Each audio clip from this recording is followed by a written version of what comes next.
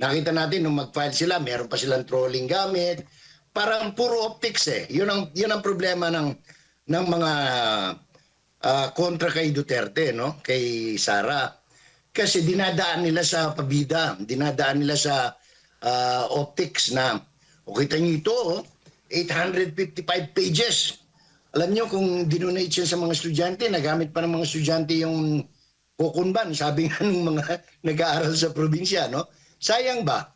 Nasa linya po ng ating komunikasyon ngayong umaga via Zoom si Ginoong Jay Sonza, isa pong political commentator ng ating makakasama ngayong umaga. Sir Jay, good morning. May buntag po. Good morning, Jade. Good morning sa lahat po ng nanonood sa ating broadcast ngayong umaga. Opo, Sir Jay, umpisahan natin itong issue tungkol nga sa impeachment complaint laban sa Vice President Sara Duterte. Hindi lang isa, dalawa, kundi tatlo na yung reklamo, impeachment complaints laban nga sa pangalawang Pangulo. Ano naman po, paano po ninyo tinitingnan itong tatlong reklamong ito laban sa Vice Presidente? Well, in short, ang description lang yan ang Kongreso nagiging factory ng impeachment. kasi isa lang okay na eh. Bakit ka pa magdadalawa, magtatatlo? Pero ang unahin natin, yung unang dalawa na sa pagkakaalala ko ay sinumite bago mag-6 ng Pebrero. Sa madaling salita, ang unang tingin natin dyan, sa basurahan ng pupulutin yan, kasi malinaw na malinaw yung pagkakasabi ng Supreme Court, not once but twice, doon sa desisyon nila at doon sa desisyon sa motion for reconsideration na dalawang beses sinulit doon, sa 6 ng Pebrero, saka lamang pwedeng magsampa ng panibagong article of impeachment. Yung pangatlo, ewan ko anong gagawin nila doon, kasi kung tatanggapin nila yung dalawa, mate-technical yun, sa madaling salita, hindi naman pwedeng maraming beses dahil meron tayong anong tawag nito, isa lang ang pwedeng impeachment. So madaling salita, parang sa basura din pupulutin yung pangatlo. Oo. Baga, ang una is mula sa mga makakaliwa at itong pangalawa, civil society group at yung pangatlo naman, yung huli, yung mula daw sa religious organization. Pero alin dito ba sa tatlong complaints na ito, yung mga argumento po nila, paano po nyo tinitingnan yung pagkukumpara po ninyo dito nga sa tatlong complaints na ito na inihain nga nitong tatlong grupo na nagreklamo nga laban sa Vice President? Paulit-ulit lang eh. Wala naman binago. Yung pa rin, confidential intelligence fund, yung ginamit sa DepEd, na matagal nang binigyan, ilang beses na rin binigyan ng clearance ng Commission on Audit, no? So, hindi natin mapagwari. Ngayon yung pangatlo, I understand, mula sa isang teacher, no? Na hindi ko alam kung anong pangalan nito, paano, wala, depende na yan. Ang problema natin number one, no? Yung kung halimbawa, ito ay makarating sa Committee on Justice, yung presiding officer ng House Committee on Justice, may usapin pa riyan na unless siguro kung mag-excuse si Congresswoman Luistro, dahil una may usapin pa riyan dahil may utang pa yata kay Vice President yan, no? Na hindi pa binabayaran kung ilang taon na. So, pangalawa, paano naman magpe-preside sa yung isang congresswoman na walang moral ascendancy. Tinago yung asawa na may kasong 2 rape. So, hindi ko maunawaan kung paano ito gagalaw, no? But even assuming na ito ay gumalaw, titingnan pa yan kung tama ba sa forma, tama ba sa sustansya, makakarating ba yan doon sa anong pangalan nito, doon sa plenaryo, meron bang botong makukuha? So, wala pa kasing walang malinaw na aksyon na sinasagawa ang Secretary General, whether this was endorsed to the office of the Speaker, kung ito ay inendorso na sa Committee on Rules, kung ito ay nakalendaryo na, wala pa tayong naririnig mula sa House of Representatives, Jade. Opo. Pero paano po ninyo mailalarawan itong yung implikasyon, yung political implications nitong tatlong complaints na ito laban sa Vice President, Sir Jay? Tingin ko hindi lang tatlo yan. Baka araw-araw may magsasubmit pa rin dahil walang hinto yan eh. Walang pok na dyan. They will not stop into vilifying the Vice President. Ang tingin ko riyan ay itong dami ng bilang, yung mga ganitong mga akusasyon, these are all intended to vilify the Vice President, hoping na bababa yung kanyang public acceptance at masisira yung kanyang image bago mag 2028 elections, Jade. Opo. Unahin natin yung sabi mo nga, yung impeachment, yung confidential funds, alleged misuse, kasi isa po yan sa mga reklamo nga na inihain itong tatlong grupo. Halos magkakapare-pareho nga yung kanilang, tulad ng sabi mo, yung kanilang mga Pare-pareho. argumento. Yes, tungkol. Una-una, yung alleged misuse of confidential funds. Gaano po kahalaga itong aligasyong ito sa impeachment proceedings, sa tingin po ninyo? Kasi kung titindig yan, hindi titindig kung susundin talaga ang rules, no? Kasi paano patitindigin ang isang bagay na sinabi na ng mismong opisina, the only office who can certify na walang pagkakamali ay yung Commission on Audit. So, wala na, doon pa lang bagsak na kaagad. So, ano pa bang anong betrayal of public trust? Wala eh. Pangalawa, yung pondo hindi naman galing sa opisina niya, galing sa Office of the President. So kung meron dapat i-impeach dyan, si President Marcos dahil siya ang nagbigay ng pondo. At yung pangalawang complaint pa, itong mga nababanggit din, usually, yung tungkol sa alleged fabrication ng mga dokumento nga o ng dokumento mula sa COA. Sa inyong palagay, gaano naman po kalakas ang ebidensyang ito laban kay Vice President? Basura din kasi malinaw naman ang rules ng ng auditing and accounting procedures ng gobyerno. Ang intelligence and confidential fund is kahit maglagay ka lang ng isang kaprasong papel, no? Doon sa envelope, isisil yan, hindi pwedeng buksan. Yun na yung that is the only requirement of law.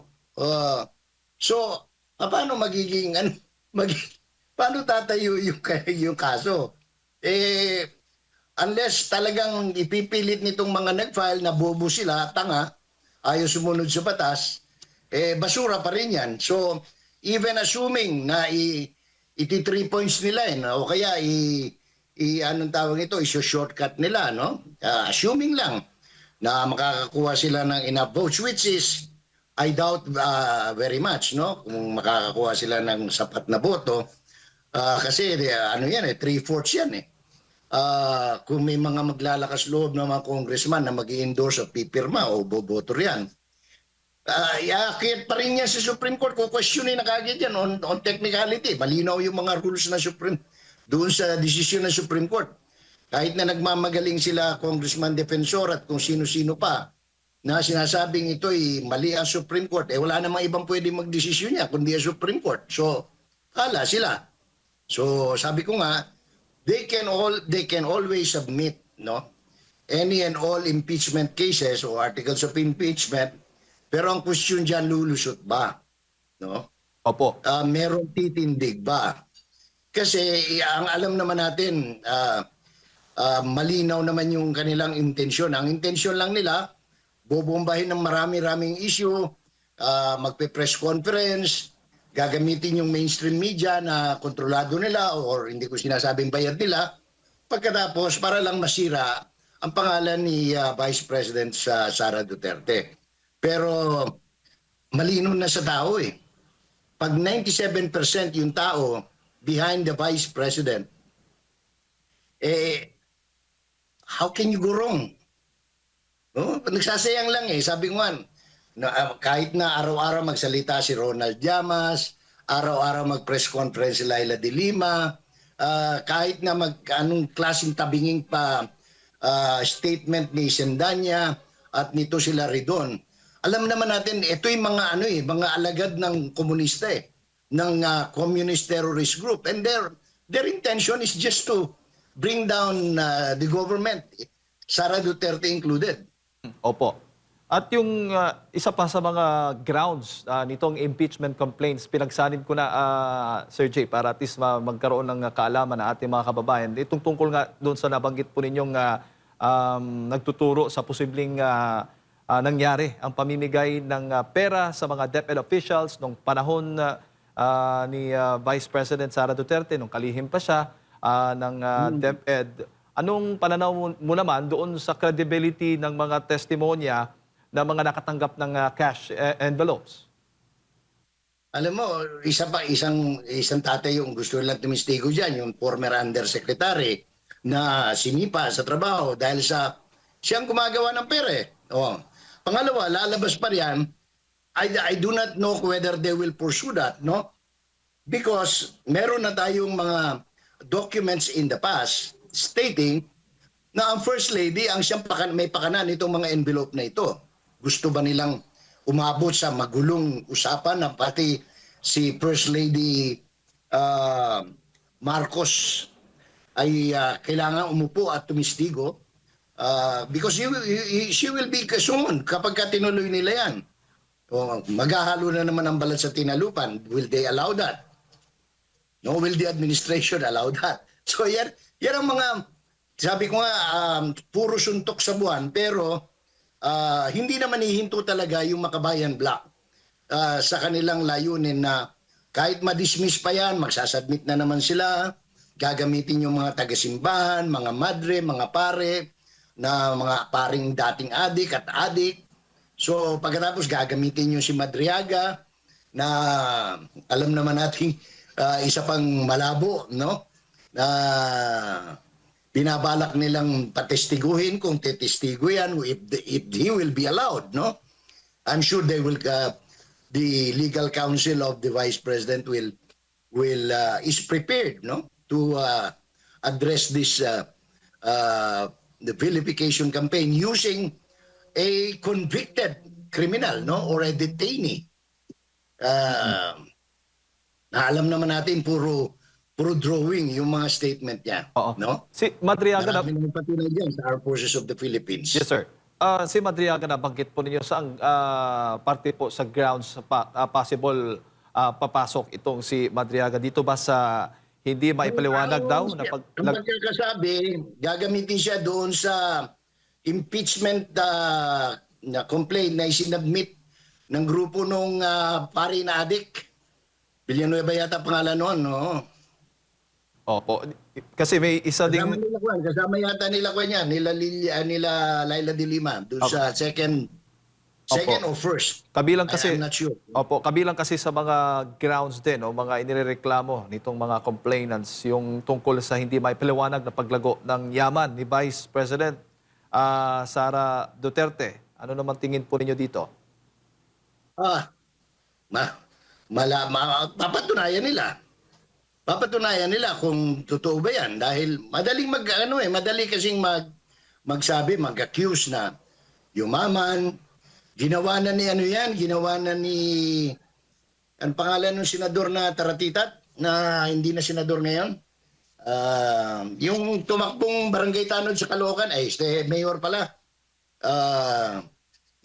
Gumawa na ng mga ng mga issue noon, nabasura na yan. Dahil unang-una, saan sila kukuha ng ipipresent na naman nila, gagawa na naman sila ng Excel na accounting mula sa bangko na hindi naman totoo. Sinabi na galing sa AMLAC, sinabi rin ng AMLAC, wala kaming ganyan. So, rehas ito, pabalik-balik.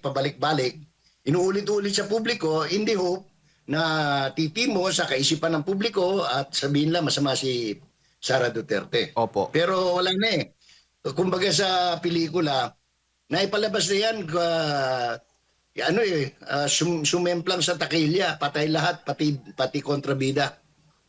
Isa din po, Sir Jay, sa mga complaints ay nagsasabing hindi kinilala ni Vice President Sara ang authority ng House sa budget deliberations. Ito ba para po sa inyo masasabi nating dereliction of duty or karaniwang political maneuvering lang? It is not even a violation of the Constitution. So sa anong basis nila? Walang kaya nga napakatalino ng mga gumawa ng mga articles of impeachment puro sablay Opo, at ito pa, may aligasyon din na nagpahayag si Vice President Sara ng banta sa buhay ng Presidente at House Speaker. Yan, gaano ba kabigat yung aligasyon na yan para sa inyo? Dismiss na nga yung kasong yan sa sa Quezon City, Fiscal's Office pa lang, nabasura na So paano titindig ngayon yan? Anong basis nila? Opo, at isa pa, ito, huli na lang, itong alleged role no, ng Vice Presidente sa extrajudicial killing sa Davao City. Ito ba, madali bang mapatunayan nila ito? Naman nila yan. Nandun din yan sa unang yung mga binasurang articles of impeachment noong nakaraang taon, no? Na wala rin Kasi anong kailangan patunayan nila. Wala namang wala namang pruweba. Puro allegation. Tapos ang isasubmit nila yung mga clippings ng Inquirer tsaka na Rappler. So paano titindig yan sa korte? So ngayon, Sir Jay, eager o atat na atat silang tanggalin, i-impeach si Vice President Sara Duterte. Yan ba ang nakikita po ninyo? Dahil... Yes, go ahead. Let's stop. Mababasura yan ngayon. Ulitin na naman yan sa 2027. Araw-araw magpe-presscon. Araw-araw magsasalita yung dalawang babalo, no? Si Llamas tsaka yung yung apo yata ni apo ni Aquino. Yung anak ni D, no? Yung may-ari ng gumagawa ng alcohol na pollutant diyan sa Pampanga, no? Yung pamilyang yan. Kaya nasara yung kanilang paggawaan ng alcohol, no? So, alam mo, yun ang problema Yung mga nag-aakusa, manalamin muna sila, wala ba silang kasalanan sa mundo, no? Pero kung si Sara Duterte na involved diyan sa flood control, project scandal, anomaly, bilyon-bilyon na maleta, ay tatayo yung kasong yan. Ang problema, hindi naman sangkot si Duterte sa mga ganyan skandalo, farm to market. Wala naman siyang farm to market. Classroom, missing classrooms. Hindi naman siya nagpatayo ng 22 classrooms na sa loob ng 3 taon. Anong ikakaso nila? Yun nga pabalik-balik sila dyan sa because there are no issues talaga. Kaya inulit-ulit lang nila yung Mary Grace Piatos. Hindi obra talaga yun kahit na maglupasay pa nga sila sa gitna ng Highway 54 o EDSA, wala silang walang tatayong articles of impeachment I'm sorry hindi ako siya nagmamagaling because hinimay na yan ilang daang beses hinimay by lawyers, even first year College of Law students. The articles of impeachment as filed as it stands will not merit any tawag nito argument, acceptable argument na sinasabing ito ay betrayal of public trust or a violation of the Constitution, 1987 Constitution. Sir Jay, bago pala... Sayang lang yung pagod nila kasi like, for example, nakita natin nung mag-file sila, meron pa silang trolling gamit. Parang puro optics Yun ang problema ng mga kontra kay Duterte, kay Sara. Kasi dinadaan nila sa pabida, dinadaan nila sa optics na, kita niyo ito, 855 pages. Alam niyo kung dinonate siya sa mga estudyante, nagamit pa ng mga estudyante yung kukunban, sabi nga ng mga nag-aaral sa probinsya, Sayang ba? Opo. Bago ko lang ipasa kay partner Admar, Sir Jay, para po sa inyo, gaano kataas yung tsansang maalis sa pwesto si Vice President Sara Duterte? Malabo. Baka ang problema pa rin, baka kasi kung dumating man ito, hindi naman sa pagano, assuming arguendo na ito ay pakikinggan ng House Committee on Justice under Batangas Representative Luistro, no? Mahabang proseso yan. Ang problema nila dyan, what if bigla namatay si Bongbong, naging presidente siya, no? Si Sara, dinaetot na. Di ba? Marami pang maraming posibleng mangyari. Kaya nga yung mga nakausap nating congressman, I have talked to several congressmen in the last several weeks. Ano na sila? They are very cautious. Ano na sila? Ingat na ingat sila. Pagdating dito sa usaping articles of impeachment, because anything can happen in the next few days. Alis si Marcos sa March 8.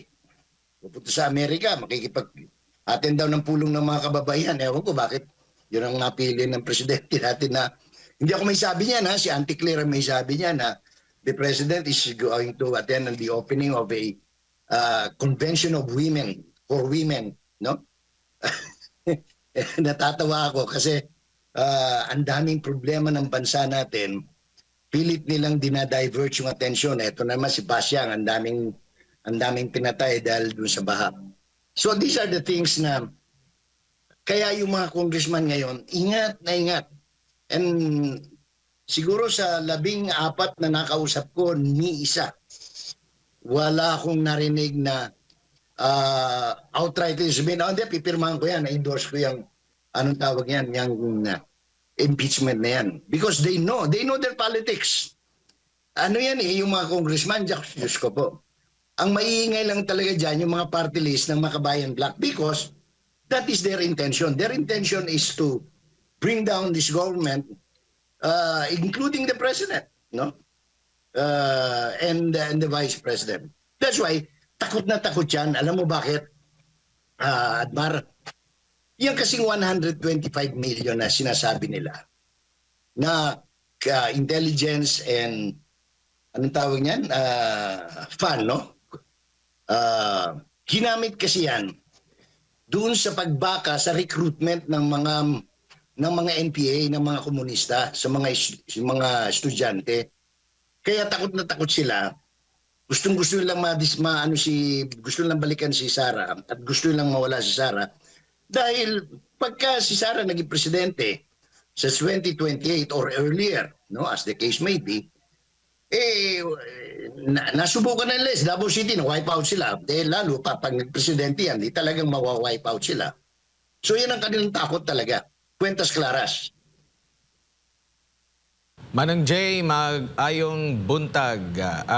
Sedmar po ito. Dito po ako, gusto ko lang po na baka kayo'y makakasagot dito po sa naging katanungan ni Congressman Pulong Duterte sa kanyang post 13 hours ago kahapon ito. Basahin ko lang po yung kanyang tanong.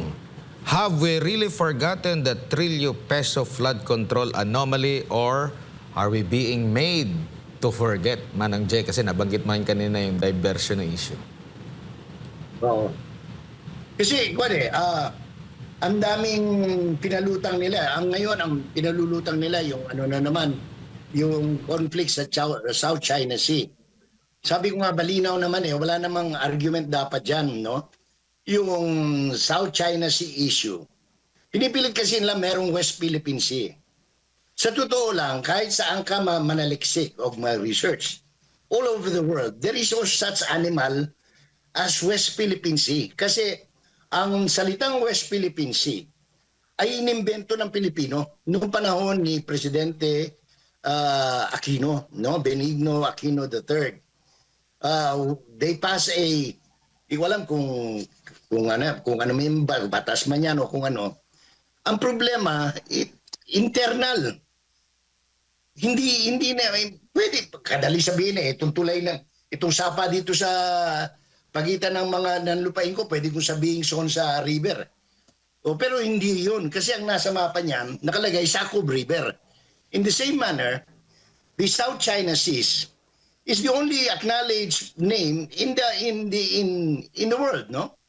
Pag pinipilit natin yung ating yang West Philippine Sea, sa ating nga naman talaga yan. Kasi tayo lang naman ang nagbinyag niyan Tayo lang ang umangkin, but we are really talking of an exclusive economic zone. But even exclusive economic zone We need to validate that by coming up with documents and submitting it to the international bodies for acknowledgement, which we have not done yet until now. Kaingay natin, nakikipagpatayan tayo, naghahamon tayo ng gera, wala naman tayong ginagawang aksyon para tuluyan talagang maangkin yan. Kasi yan po ay inaangkin din ng mga bansa tulad ng Vietnam, Malaysia, Brunei Darussalam, Taiwan, Japan, China, etc. In other words, we cannot claim something that we haven't really claimed internationally. No? Kung makikinig kay Tariela, talagang buisit lang. Sasabihin niya, sabi niya, pagka dinidepensahan mo yan, maka-China ka, hindi ka maka-Pilipino, paano yan? Mismong presidente niya, si Marcos, sinabi niya, hindi pwede. Di ba? Yung resolution ng Senado. Sa madaling salita, maka-China yung amo niya. Puro kalokohan Tapos kahapon, kaya nga ako, nag-post ako ngayong umaga na tungkol dyan sa ECC na yan. Hopefully, mabasa nila Sharon Cuneta, no? Mabasa ni nung byuda ni Captain Barakel at saka ni asawa ni Karen Padilla para nang sa ganun matuto sila. Kasi nagmukha silang mga tanga kahapon sa Senado doon sa debate. No? Pinagmukha silang tanga ni former Foreign Affairs Secretary Alan Cayetano. Diba? Pagka senador, tinitingala natin, dapat matatalino. Hindi nag-aaral Parang labas nila parang bobo-bobo nila. Opo, Manong Jay, sa tingin niyo po, sa dami po ng mga binuksan na mga issue at problema ngayon sa ating bansa, no, na pinagtutuunan ng pansin ng mga opisyal ng ating gobyerno, sa tingin niyo po may mareresolve ba dito at kapaki-pakinabang ba ito sa taong bayan? Kasi one thing for sure na talagang mas malapit sa kanilang bituka, yung nabanggit nga na trilyong pisong na-corrupt or napunta sa maling bulsa, Manong Jay. Tama naman talaga sinabi ni Mr. Duterte, ni Congressman Duterte ng Davao City, na parang ay malinaw na diversion, no? Kasi number one, pumuklat sila ng issue ng West Philippine Sea. Tapos, hindi umubra. Tapos ngayon, bumuklat din sila ng issue ng ICC warrant of arrest. Wala naman pala talaga. Chismoso lang talaga anong pangalan nito? Si Boying Remulla.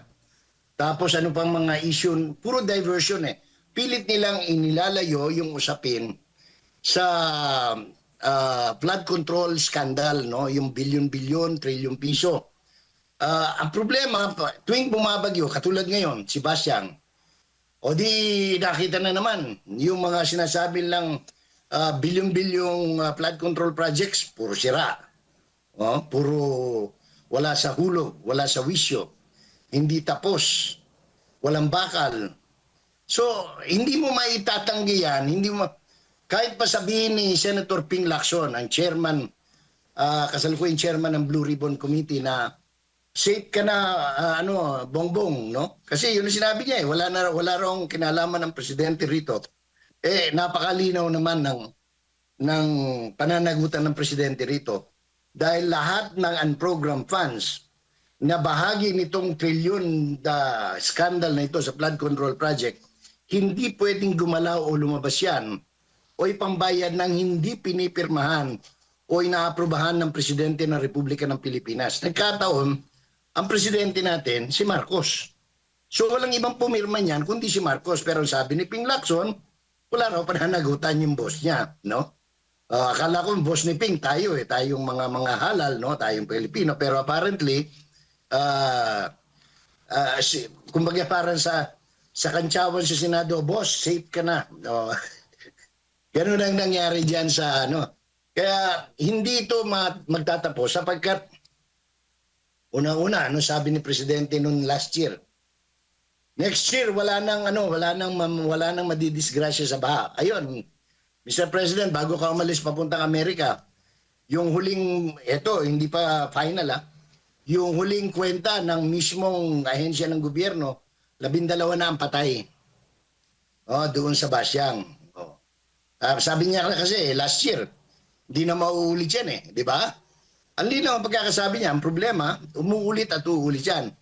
Ngayon, meron naman low pressure area. Every time umuulan, amihan, shear line, o ano man ang tawag nila riyan, may babaha at babaha. Nakita ninyo yung pinakahuli, maliban sa Iligan, yung Catanduanes, dyan sa Camarines Norte. Kawawa yung mga tao, sira-sira ang mga pananim. At anong dahilan yan? Simple lang.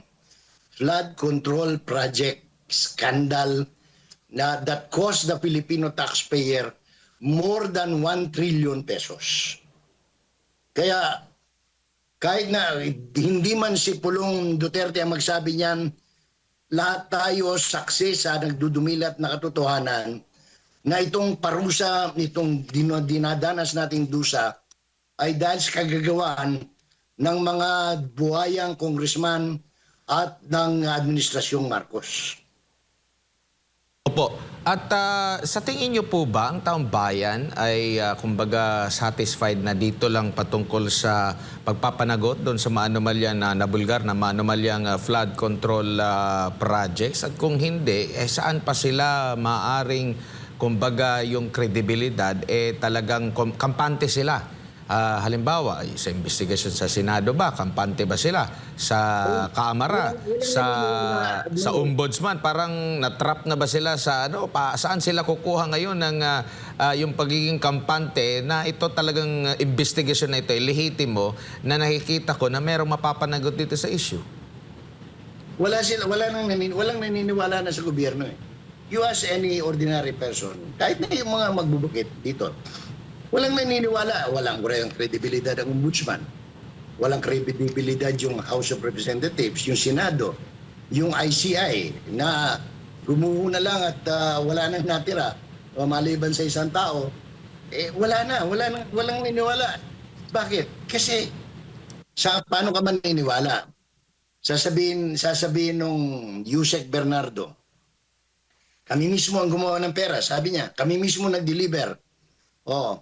Pagkatapos, ang sasampahan nila ng kaso si Bong Revilla, siya daw mastermind. Paano naging mastermind yon? Recipient lang siya, assuming na totoo yung sinasabi ni Bernardo na nagbigay sila ng pera kay Bong Revilla. Paano mo sasabihin ngayon na mastermind si Bong Revilla?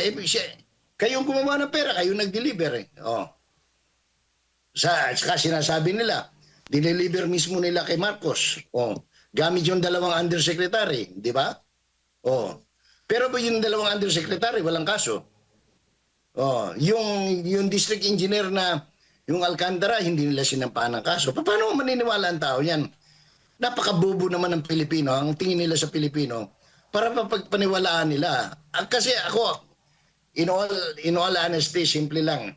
Tanungin mo ordinary yung tao, sino tingin yung mastermind? Sasabihin nila, ikaw naman, Jay, liwaliwanag, presidente dyan ang pinakapuno. May datang iba ng presidente yan. Kasi nga, walang pwedeng bayaran na hindi pinipirmahan ng presidente. Paano mo ngayon hihiwalay yung presidente? Sino ang kapural? Sino ang nagdisenyo yan? Speaker of the House. Sino yung Speaker of the House noon? Pinsan buo ng presidente.